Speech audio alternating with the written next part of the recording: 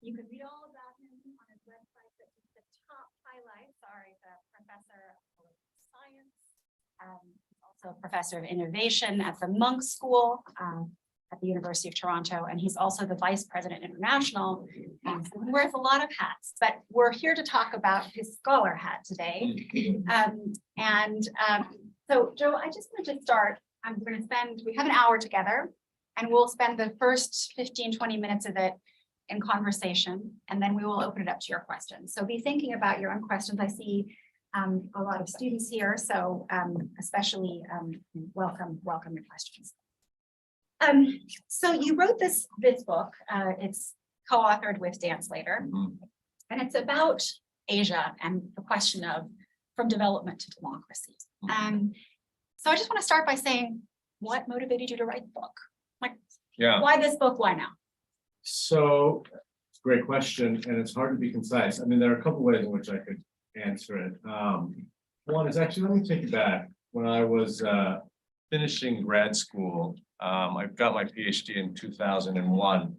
And in 2000, I had the opportunity to be part of an election observer team, or actually my advisor at the time, my doctoral advisor, Edward Friedman, was invited to be part of an election observer team in Taiwan.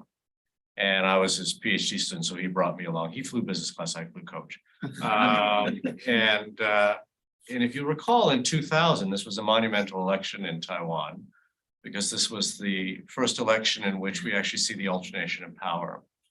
And we see where the opposition candidate, Chen Shui-bian, actually win the presidency. And we were at the rally on the night of the election. And if any of you have spent any time in Taiwan, you'll know these rallies are a boisterous affair. But this one was really monumental for a variety of reasons. And I remember as President-elect Chen was making his way onto the stage, I looked to my left and Ed had a tear in his eye, right? And for me, this was a tremendous moment to study as a political scientist, but for Ed, it was really personal because he had been a long-time champion of democratic reform in Taiwan, and so he was blacklisted from Taiwan during the White Terror period for some of his mobilization with respect to the KMT regime, the Kuomintang. And since then, he's also become blacklisted on the PRC as well for some of the arguments that he's made around the authoritarian regime there. So this was really significant for him. So I said to him, I said, Ed, why are you crying? And he said, the irony is not lost on him that the security apparatus that is now protecting President-elect Chen as he makes his way to the stage is the same security apparatus that had imprisoned him for his opposition activities during the 1970s and 1980s. And so from a very personal level, you can see the significance of this, right? But from a political science point of view, a kernel of an idea had been implanted, which was, here was a regime that had conceded democracy, that had transformed itself from being one of the most measurably autocratic regimes around into now being a democratic one, right? And the security apparatus, which was the hammer of this regime that had once, in this case, imprisoned this opposition activist, that was now protecting the president-elect. And this was quite profound. And anyway, it was an idea that I had kind of stored in my head for years. And I had then written on several other things, including social policy and industrial policy and so on. But this was something that always had resided in my mind. And that was, here was a regime that conceded democracy from a position of strength, right? In Taiwan, the opposition emerges and forms a political party, the Democratic Progressive Party, in 1986, when it was technically illegal, right? Taiwan was still under martial law. And most of us expected that the regime would have just cracked down on this. And instead, what ends up happening is that the regime then lifts martial law in 87 and introduces elections shortly thereafter. So here is a regime that was strong. The economy was strong. It was, in many ways, popular. It was seen as legitimate. It had presided over a developmental state that had delivered, basically unparalleled growth and socioeconomic development. In other words, it was a regime that was not on the brink of collapse that led a democratic transformation. And I think in my mind, I thought, well, this is kind of a unique case, and maybe it's an outlier case that probably deserves an area studies type of article to explain. And then I met my co-author, Dan Slater, who had written a very similar piece in the JOD on strong state democratization, or the prospects of it, in Malaysia and Singapore. And we had, of course, known of each other for many years. And we started putting this idea together. And we thought, actually, when you look at it in terms of the region, the modal form of transformation was not democratic transition that emerges from the ashes of a collapsed regime, which is the typical way in which we think about it. But actually, the modal form of transformation, or democratic transformation, were strong regimes that conceded democracy with the expectation that by democratizing, not only would the political economy remain stable, i.e., able to continue to deliver the benefits of economic development, but that in many cases, these regimes were strong enough to win democratically elected elections, right? So they were confident in both the stability of the economy and what we call victory confidence, that in fact, if you were to bring into play free and fair democratic elections, they would win. And so democracy becomes, we call, incentive compatible for these autocrats. And we wanted to then investigate under what conditions does this take place. And we found, as you say, that to be the most sort of prevalent pattern of democratic transition in the region, including, as we argue in the book, in post-war Japan. And we raise at the end of the book the prospects of this type of scenario unfolding in autocratic China. So it really kind of takes us on a journey of both socioeconomic development as well as then the political transformations that may emerge from it. Great. So the question the book asks is about why you see uneven democratization in Asia today. And you say you see not just uneven patterns, you see clustered patterns. Right. And those clusters, you say, you and Dan argue, are explained by a regime having victory confidence, right? So can you just explain to us, what does victory confidence exactly mean? How do you, like, if you look at a regime, how do you know that an autocratic regime has victory confidence? Well, there's always a risk, right? So democratic transition is ultimately a decision that can be foisted upon political elites by mobilizing society. It could be foisted upon political elites by what we say, or what we call sort of your waning power, right? A regime that's past its apex of power. But ultimately, it's a decision made by political elites, especially concession scenario, right? So we're not talking about the scenarios in which autocrats are chased out of the country, for instance, or autocrats in their regime collapse entirely. And we can't, for instance, in the beginning of the book, we have a brief narrative around the Philippines, right? And the Philippines is what we consider to be a classic story of democracy through weakness. This is Marcos essentially fleeing, and the regime collapses. So people have to make decisions, and they have to forecast whether they believe that in a democratic order, they have the confidence that they would be victorious, that they could win in the election. So in the case of Taiwan, this was very clear, right? I mean, the KMT was very powerful, very strong. It was not an economy in crisis. It had limited elections, so it had a pretty good sense that around 70% of the population continued to support the KMT. And the opposition was relatively weak.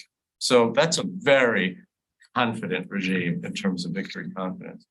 The South Korean example, also a very strong regime, a confident regime, presided over a similar kind of industrial transformation in South Korea. But between 1985 and 1987, when they were contemplating this, we argue less confident than the KMT, because they knew that Kim Jong-un and Kim Dae-jung, if they were to combine their electoral forces, which they actually did in 1985, that the regime, by conceding democracy, might lose. Now, they were pretty confident, and we have evidence that we show in the book. They were pretty confident, nonetheless, at the time, that the two Kims would likely split the opposition. And so that was the gamble. So there was a fair degree of victory confidence. It wasn't overwhelming victory confidence, but enough to suggest to the regime that if we were to democratize now, chances are the opposition would split. And in so doing, there's a very high likelihood that we would actually win these elections. And indeed, that's what ends up happening. They win the election with a plurality of votes because the opposition had split the opposition along regional lines. In retrospect, this was completely predictable. But at the time, political elites have to make these decisions. So victory confidence is variable. You have very confident regimes, and then you have less confident regimes. So we want to be very careful in the book when we talk about the clusters, that not only do these clusters represent different political economies, they also represent a spectrum of strength and a spectrum of confidence. And in some cases, like in Myanmar, it doesn't work out. Yes. Right. Yes. And these reversible democratic experiments are ultimately reversed. In Taiwan, for the ruling regime, it does work out. And we see, a period of sustained conservative dominance in Taiwan, but we also see the institutionalization of democracy. Yeah. So there are a number of students here from the MPP, and this week in the core politics class, we talked about regime types, democracies and autocracies, and we talked a little bit about, how do you explain democratization around the world? And so I showed them a series of correlations. Right. And what's different about this book from a lot of the literature on democratization is, you can look at these structural factors. You look at, is there a middle class? Right. Is it wealthy? And these kinds of factors. Does it have oil as a large part of the economy?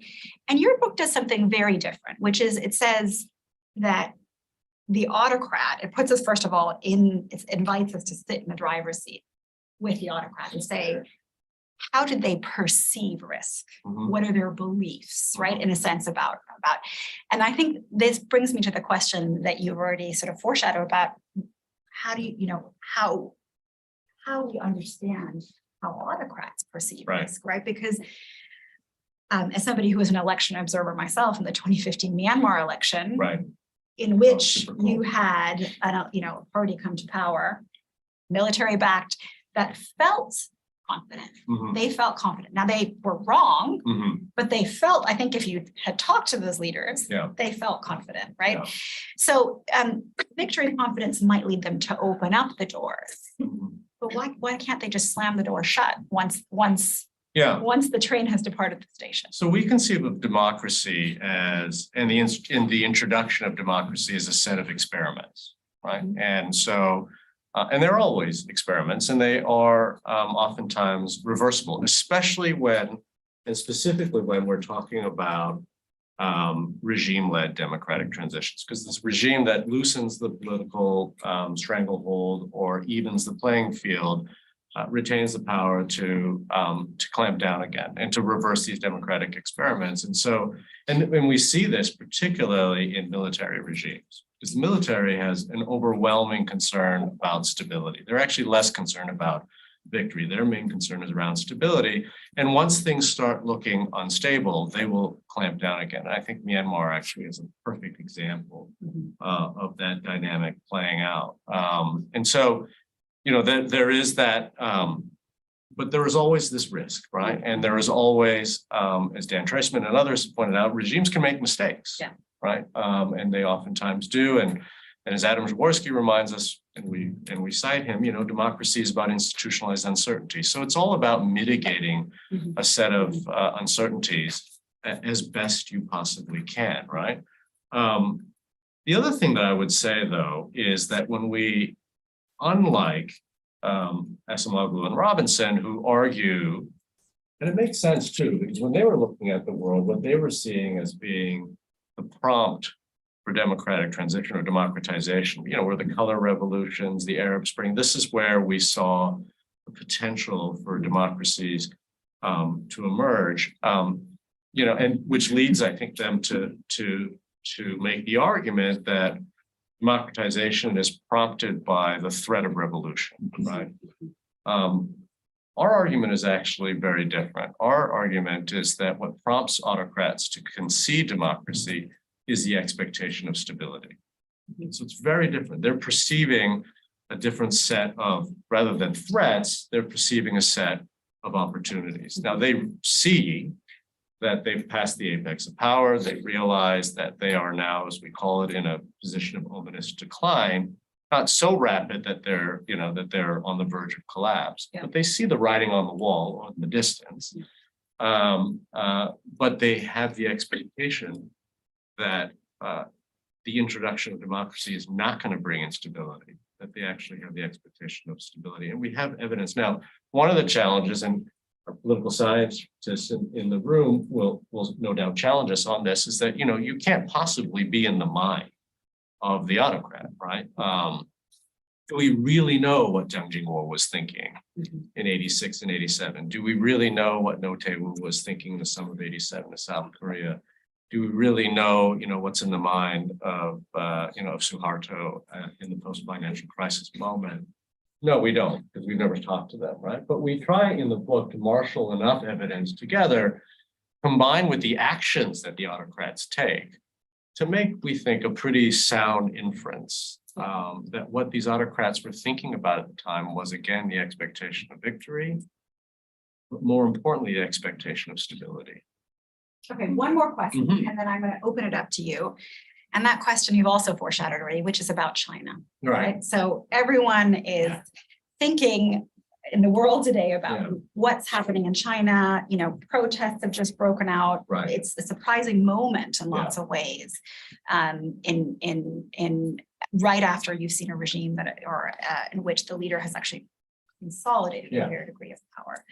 So, so I guess the question is, what do you think lies in China's future, right? So taking the arguments of this book, it is, after all, a book about democracy and victory confidence in Asia. And the core of your argument is that victory confidence, to my mind at least, is created through party strength. I mean, that begs the antecedent question of what party strength is. And, if people want to ask about that, that's great. But it's hard to imagine a party in Asia that's stronger, I would say, than the CCP today in China. So, I know it's always a dangerous thing to prognosticate about the future, but it's just the public talk and the most prominent institution in the world, filled with some of the most prominent political scientists. So let me get at it a few ways. I mean, one is so if you didn't know, the book was actually 5 years late, right? And I would say it's all Dan's fault, but it was actually. It just took us a while to write this. Now, if you imagine if the book came out 5 years, right, it would have been outdated soon thereafter, because 5 years ago, Aung San Suu Kyi was still the democratically elected leader of Myanmar, and there was still some speculation at the time that maybe Xi Jinping was consolidating political power, and that there might be a kind of top-down liberalization. It was seemingly less and less likely, but it wasn't impossible at that time. And we probably would have been seduced by that conclusion, or at least we would want it to forward it. Fast forward to where we are now, and certainly while we were putting the finishing touches on the book, before the situation currently in China, it was pretty clear that China was what we call a classic case of democracy avoidance, that this was a regime that was going to avoid democracy. Now, you may be surprised that the argument that we make, that strong state democratization or party-led democratization, or conceding to thrive, as we've sometimes referred to it, this is an argument that we have readily made and made often in China, right? This is not an argument that our Chinese counterparts find an allergy to. It's actually a logic that, in fact, presupposes CCP strength. It acknowledges the CCP's instrumental role in directing what is, I think by all measurement, the most remarkable socioeconomic transformation in this compressed amount of time in human history. In other words, we have made the argument in China that the regime ought to have the confidence to concede democracy, and ought to have the confidence that if it were to concede democracy, it'd be inconceivable that there would be any viable challenger that could defeat the ruling party. And that indeed the fundamentals were good enough, and I say that with all seriousness, good enough that you should expect a modicum of stability to ensue as well. So it's, it's an argument that's actually seen as quite palatable In China. In China, by Chinese leaders. We've Right. given this talk at the party school, both Beijing and Shanghai. So, we're talking to the people, right? Couple of responses though. The first is, I'll never forget this, when someone in the audience said, that's a really terrific argument. Never thought of it that way. Never really, didn't really think about Taiwan that way either. This makes a lot of sense for the party. I would just prefer it, however, if we were to make that choice after my son graduates from Harvard, right? And it's a very telling statement, because what it means is that, this makes a lot of sense for the party. It's incentive compatible for the regime, but the element of risk still nonetheless spooks individuals out, and it's individuals who are ultimately making the choice. The second response we get, and you'll hear this a lot in China, is that, well, we've seen other large socialist state regimes, i.e. the Soviet Union, experiment the same way. And we saw what happened there. We saw instability ensue. We saw the complete obsolescence of the CPSU. This is not a fate that we would want. Understandable. But what we then, the corrective we offer is to say, well, the Soviet Union actually, and the collapse of the Soviet Union is the cautionary tale that you should be internalizing, but you're taking in the wrong lesson. The lesson you should be taking in is that the CPSU conceded democracy when it was too late, right? When it was no longer as strong, when it had, as we describe it, hurtled through the bittersweet spot, in which case, actually, from the point of view of the autocrat, your best bet is to hang on for as long as you can, and to gather as many spoils as you can as you prepare for your exit. By the time Glasnost and Perestroika were unleashed, what it did was it didn't liberalize the system, it revealed the rot of the system. And so that then spurred the very sudden collapse of the regime. What's the take-home lesson there? It's, if you're going to concede democracy from a position of strength, do it when you're strong. Don't do it after your best before date has already expired. And so that's that does assume that when the best by date is. That's the challenge Right. and this is why we have these clusters, right? One of the challenges in the socialist cluster is that they have very they're not very good at receiving signals, right? One of the things with the developmental status cluster, and one of the characteristics that binds, for instance, that particular cluster is they all had institutionalized early but limited elections. So they actually had pretty clear signals, even though these were sham elections, they were flawed elections, they weren't democratic elections, but it provided pretty clear signals to the regime when and if it had passed its apex of power. CCP actually has very little ability to sense this. And I'll give you one last example just to demonstrate just how incapable the regime is of this. When we would give this talk in China, including at the party school, we would say to the audience, right? And we had this graph that showed it just visually depicted party strength, and it was just a curve, and it was like a party is gaining, accumulating strength. It's at the apex of power. It's just past the apex of power, which is the ideal time to concede. And it's hurtled through what we call the bittersweet spot, right? And so you have 4 points that you can choose from, A, B, C, or D. Rising, apex, just past apex, or hurtled through. And we'd ask the audience, close your eyes as best you can. And tell us where you think the CCP is right now. And we had a completely equal distribution across all 4. And these are people who presumably are in the know, right? Who would have a good sense of where the regime stands. So just as likely as you are to speculate the party is still accumulating power, you have an equal number who believe the party has gone way past its apex of power.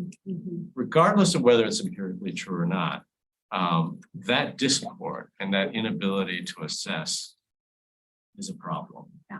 And so again, the cautionary tale is always concede when you're strongest, concede sooner rather than later.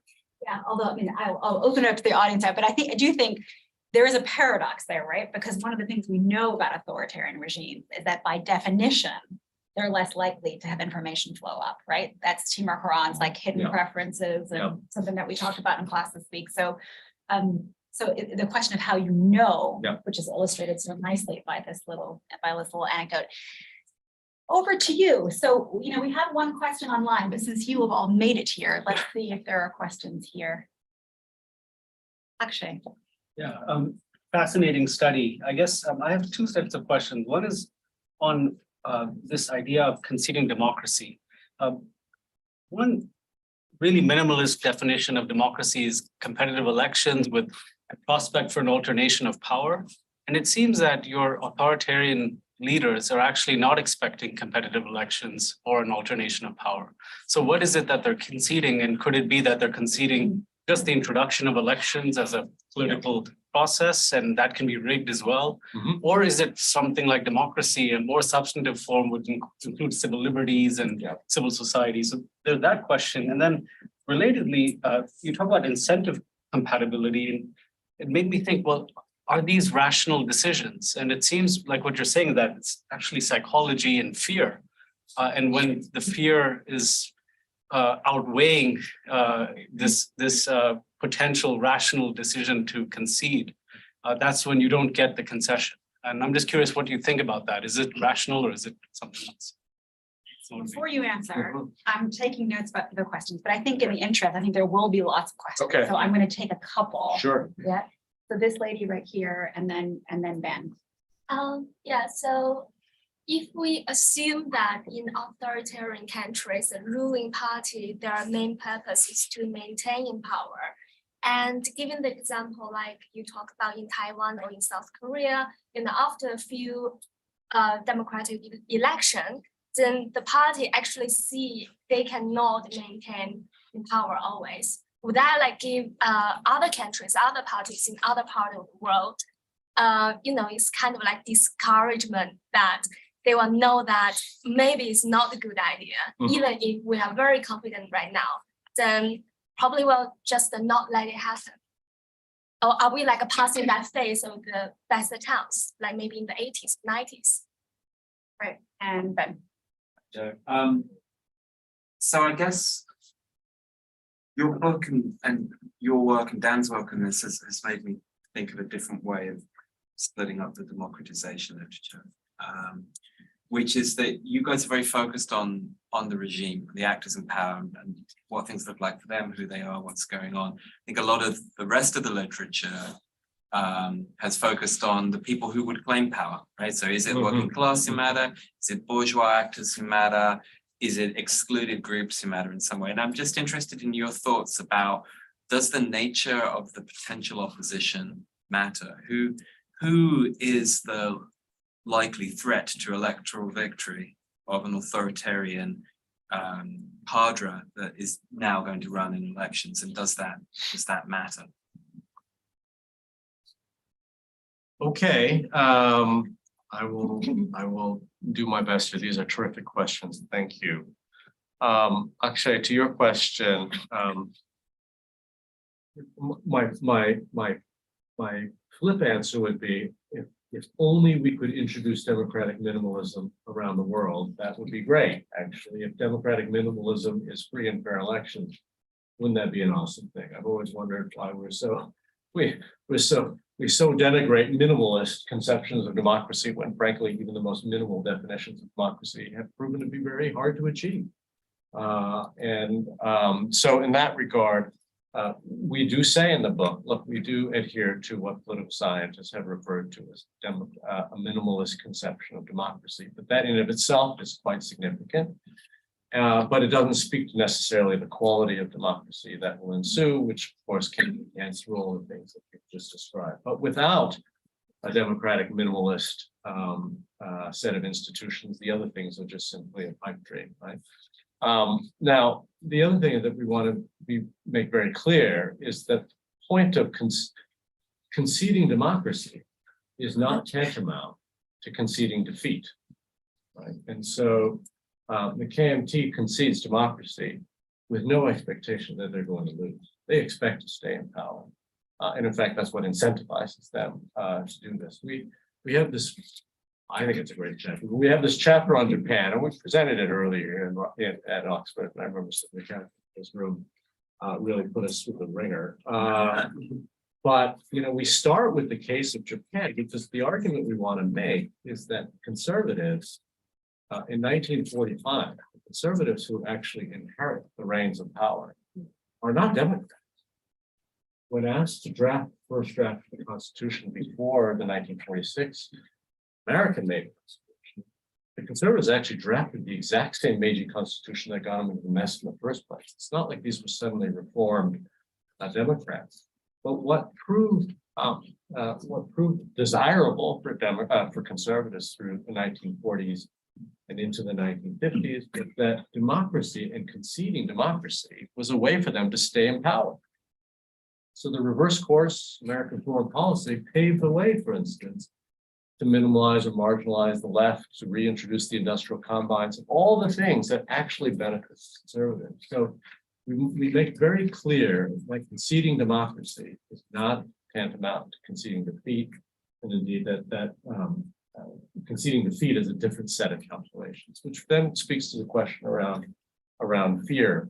I hadn't thought of it that way. I mean, we do think of it as a de facto rational calculation, and this is one of the reasons why we say the ideal time for a democracy or a democracy constraint scenario to unfold is when you've just passed the apex of power, or when you perceive that you've just passed the apex of power, where you can see an ominous decline, but that you still hold the reins electorally, that you still have dominance or control over a coherent bureaucracy, which is important in the delivery of public services, the delivery of infrastructure, and the delivery of economic development, right? So it isn't fear. Fear is what motivates democracy through weakness scenarios. That's when you flee, right? That's when you are out of options and you concede democracy out of desperation, as opposed to a strategic preemptive move. Question around authoritarian, yes. So what happened? So the KMT loses presidential elections in 2000, although it maintains legislative dominance for probably about another decade. In South Korea, in the next presidential election, Kim Jong-sam wins, so you have the first civilian elected politician, who of course allies with the conservatives to form a conservative coalition. But after that, Kim Dae-jung and so forth, right? So the question is, well, this isn't a really good fate, right? If you're an autocrat and you think, well, I'm really confident that we're going to be victorious, but we look around and the exemplary cases are where these regimes end up losing power.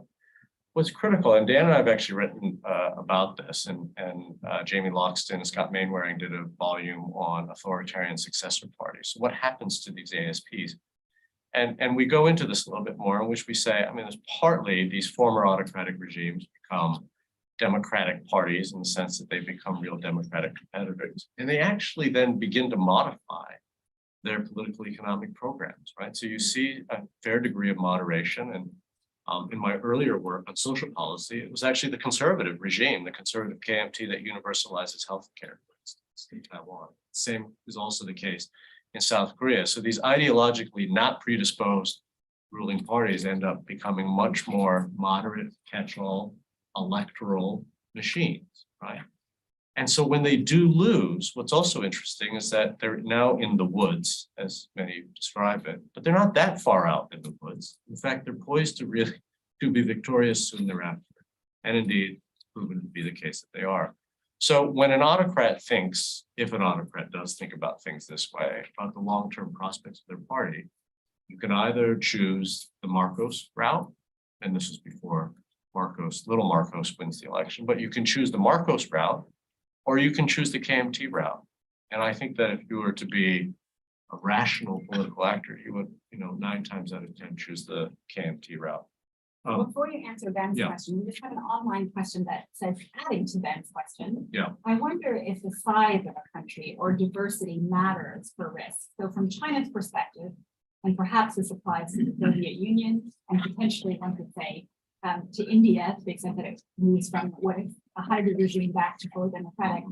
The biggest risk is perhaps not losing elections, but ethnic minority areas around the border seeking independence after democracy. Yeah, so there's a question both about what is the nature of the opposition? Yeah. And also, what is the nature of the, which is, I think, a broader, a subset of a question of what is the nature of the threat? So maybe it's the nature of the opposition, maybe it would be opposition that will emerge.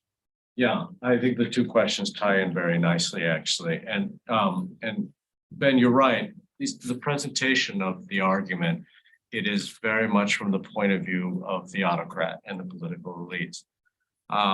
But in the book, it really is much more a story of development, of structural transformation, and then it speaks to then the kinds of opposition forces that emerge and the variations and varieties of opposition movements that emerge. Again, remember, the regime has to receive signals. And one of the signals, for instance, we argue is there are electoral signals, there are contentious politics signals. So it's significant that 500,000 people were mobilized in the summer of 1987 in South Korea. And we don't want to at all suggest that that's not an instrumental part of the story. That actually, that kind of mobilization accelerates the ominous decline of regime. And it very much factors into what Chun Doo-hwan and Roh Tae-woo were negotiating over that summer. So that's really critical. And that speaks to then the question here. I'm less, from a theoretical point of view, I'm less swayed by the size argument. But Indonesia, for instance, is a huge country, right? Also that is diverse and multicultural and so forth. And it has, relatively successfully democratized and through a position of strength that was in many ways Golkar led.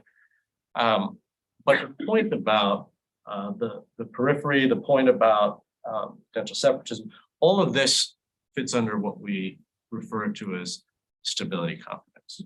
And that's a real challenge, right? If regimes are worried or not confident that stability will ensue, then they are also less likely to concede democracy. And so, if in the specific question of China with respect to ethnic minorities, particularly those that are on the geographic margins of the mainland, this is a serious question, right? And this is something that the regime needs to be convinced of in terms of ensuing stability, but also making concessions to ensure that stability. It would be a bad policy decision as you prepare yourself for this kind of scenario. More questions? So, thank you so much for coming. My name is Aaron. I'm an FPP student here from Singapore. I suppose I was just visualizing myself as an autocrat, right? And let's say I know that democracy can give me a lot of things that autocracy cannot give me. So, like for example, democracy tend to do better in terms of economy, in terms of welfare, human rights, etc. But the thing is that if I were to cross this ocean, the ocean is quite choppy. It's quite dangerous. Yeah. So even though I know that I really want to cross to the other side of the ocean, even though I know that right now I have all the prerequisites that you talk about, like I have the confidence. Yeah. How do I kind of move across this ocean? Yeah. And what about those countries that are still in transition? They're stuck in transition, stuck in this messy middle. And how do they get out of this middle into democracy? Regather if you want. I have a question about the conceptualization of democracy as it pertains to region. I'm going to the head of the autocrats. I wonder when Roh Tae-woo was thinking about Min Gyo-hwa, was he thinking the same thing as we will think of when we hear the word democratization? And I would love to hear about the overlaps and the potential differences, and if that made a difference in the calculation. Hi, thanks for the very interesting lecture. I'm Vitor from Brazil. I was just wondering, when we read about quality of democracy and stability of democracies, we often come across the idea of a democratic culture. I wonder if this the successful processes of peaceful transition, they were preceded by an increase in the democratic culture, even though you didn't have a democracy. And then you had ensuing political transitions that slowly made these regimes more similar in some ways to democracies, or if these are really more of a step change into a democracy. And if you see, if the former is the case, if you see other countries in similar conditions developing this democratic culture. There are definitely more hands, and we've got 15 minutes left. So, so just so you know, there Okay. are more questions to be asked. Okay, so if I get too scared and don't want any more questions, I'll answer in a really long way. I'll be trying to be brief because I'm feeling brave. So the question from our colleague from Singapore, that's a great question. And I suspect this is probably a question the PAP thinks about quite often, right? And the developmental Britannia cluster is a unique cluster because it actually has a lot of the institutions already in place, legalist institutions, some electoral institutions and so on. And so, you know, for the PAP, we had an audience with people like, you know, Lee Hsien-loong and people like that, were to say to them, you don't have that far to cross. And the longer you wait, I mean, just look to Malaysia, that's the cautionary tale. The longer you wait, the bigger that ocean becomes. So, you know, there are always risks. There are always risks. There's a risk in making public policy, right? But take the risk sooner when you have greater certainty, and PAP is the most ideal candidate, right? Because it doesn't have far to travel, and it's in an enviable position to make this kind of scenario ring true. It sounds like you're also partly saying there's a risk to doing nothing, right? Right, because the ocean, No. right, the UMNO story is a cautionary tale of what we call embittered authoritarianism.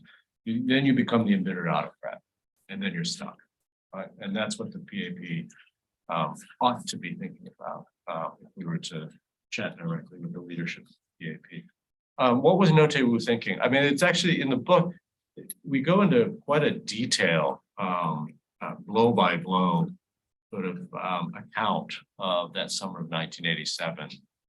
And No was, again, no Democrat when he was chosen to be the successor to Chen Duhuan. And in fact, it was Chen Duhuan who was encouraging him to concede. Now, we know the reason why he was encouraging him was because Chen wanted a way out. And he wanted to some form of amnesty.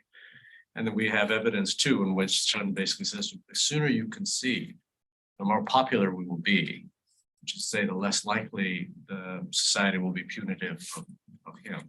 And so he had to convince No that this was actually a good idea and that it would be best for both No as well as the party. So you see No over the course of the summer actually begin to change his thinking on this. And so he was not thinking about democracy in the way in which I think you were thinking or are thinking about democracy, but he really saw this as a way for the ruling party to survive and for some of the key players of the ruling party to survive. On the question of democratic culture, I mean, in some ways, part of what motivated this book was to address or refute the sort of the culturalist essentialist argument that suggests that Asian societies are ill-suited for democracy. And we simply wanted to demonstrate empirically that that's just not the case.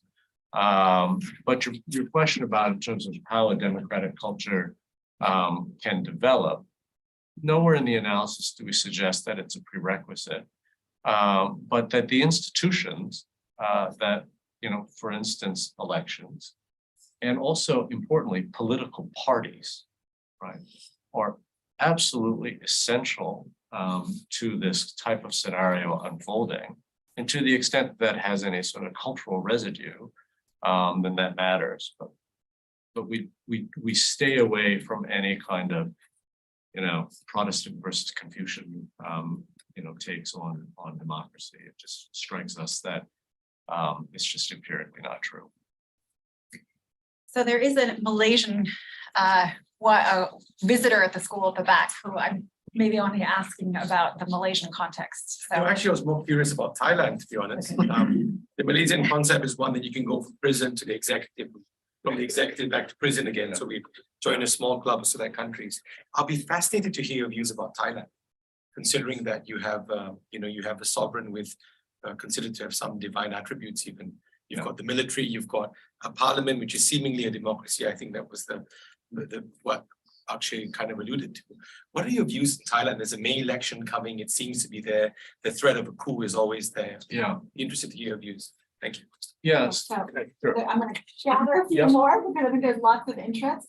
So first, this gentleman here, the third row.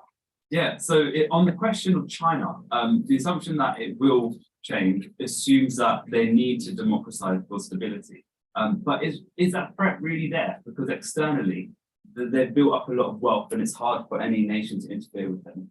Internally, there's a question whether people have accepted the status quo and their places kind of maybe veto players instead of democracy.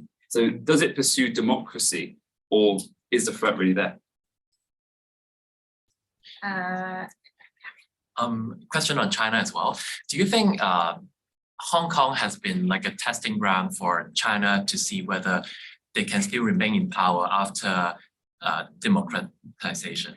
Because let's say in the past 25 years, the pro-Beijing camp in Hong Kong has never got popular support. So does it make Beijing less willing to democratize?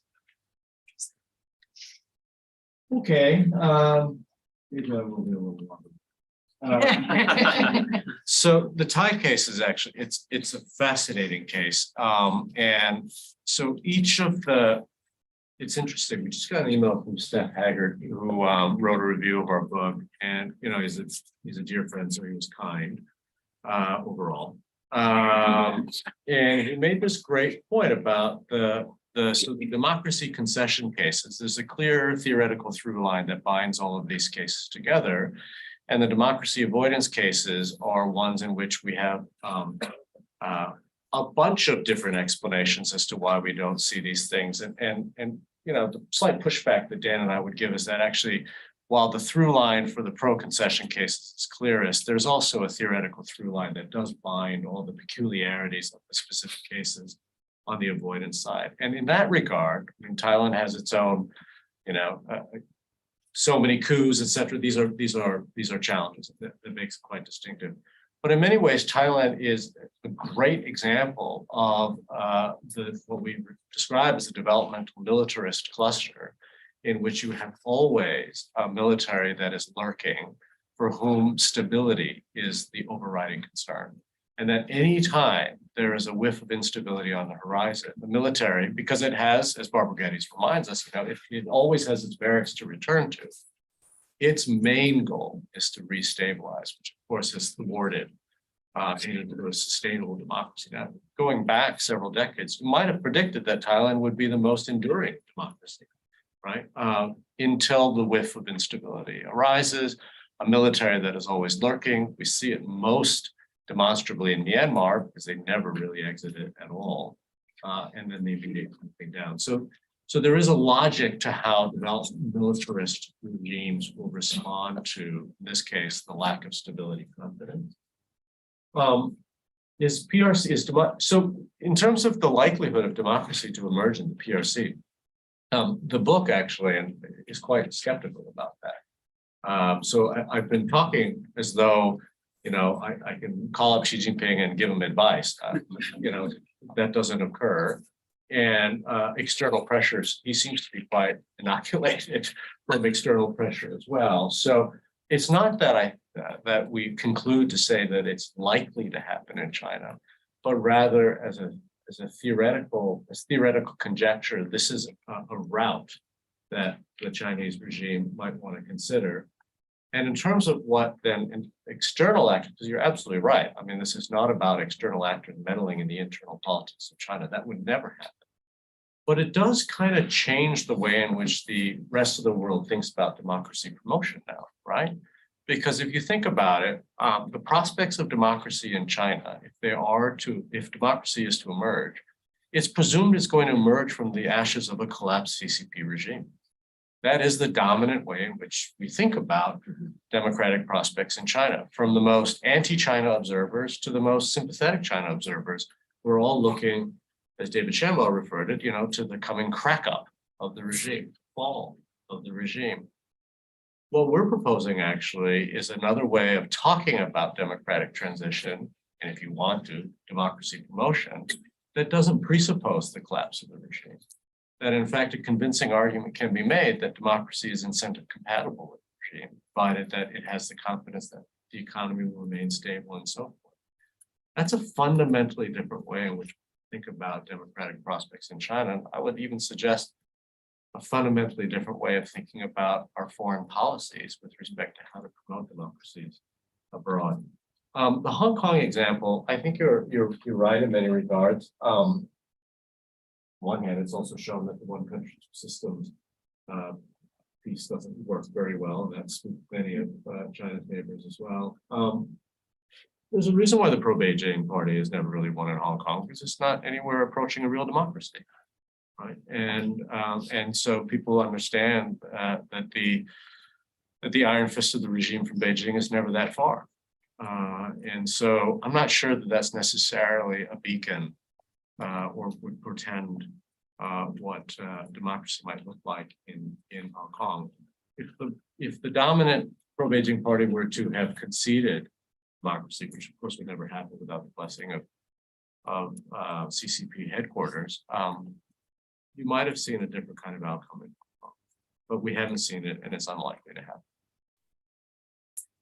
So I'm going to start with one question online, and then I'll come. So there's a question about the extent to which the prospects for further economic development plays a. So, you know, you've been talking about victory confidence, and there's a separate sense in which or a question about whether autocrats are also scanning the international horizon and thinking about engagement in the global economy as a whole towards concession, right? Rather than just how firmly can they embed themselves into power structures for the foreseeable future?